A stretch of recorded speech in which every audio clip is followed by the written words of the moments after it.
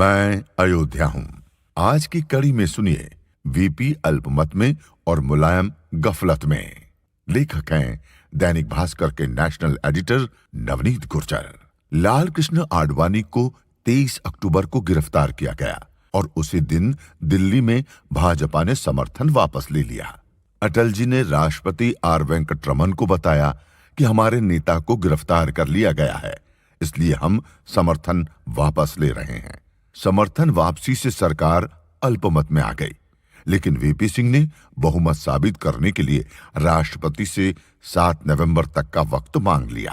23 अक्टूबर को ही वीपी सिंह ने राष्ट्र के नाम संबोधन किया और कहा कि हमने धर्मनिरपेक्षता को बचाने की हर कोशिश की।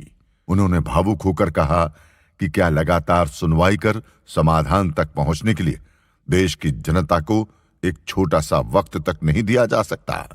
कुल मिलाकर अयोध्या वोट बैंक बन चुकी थी। वो ये दौर था जब राम की अयोध्या ध्रुवीकरण की प्रयोगशाला बन गई थी। भावनाएं उफान पर थीं।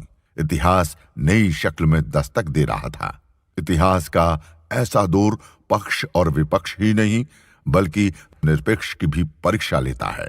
यही वजह है कि अब तक जो निष्पक्ष कहे या समझे जाते थे वे भी किसी न किसी पक्ष में दिखने पर विवश हो गए थे। अगर अयोध्या से जुड़े पक्षों ने राम को गांधी और लोहिया की नजर से देखा होता तो वे इसके मर्म, देश के मन और निरपेक्षता के धर्म को आसानी से समझ जाते।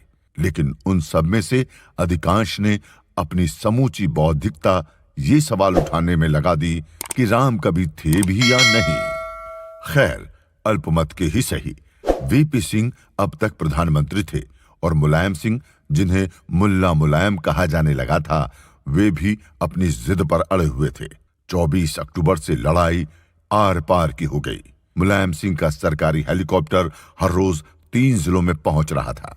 दरअसल वे अपने पक्ष में रैलियां कर समर्थन जुटाना चाह रहे थे, लेकिन उनकी रैलियों से सांप्रदायिक ध्रुवीकरण तेज हो रहा था। अयोध्या में एक तरह का अघोषित कर्फ्यू लगा दिया गया था। रामकोट इलाके में किसी को जाने की इजाजत नहीं थी। मुलायम जितनी पाबंदी लगा रहे थे, कार सेवकों में उतना ही जोश आ रहा था।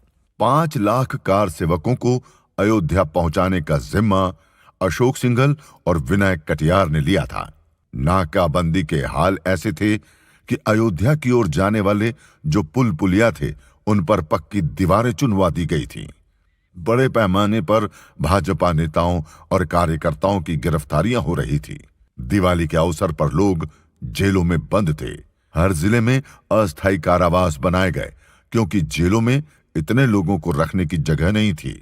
आस्था की प्रचंडता देखिए कि जेलों में बंद लोगों के भोजन का इंतजाम भी जनता कर रही थी। लोग अपने घरों से भोजन ले जाते और जेलों में बंद लोगों को देते।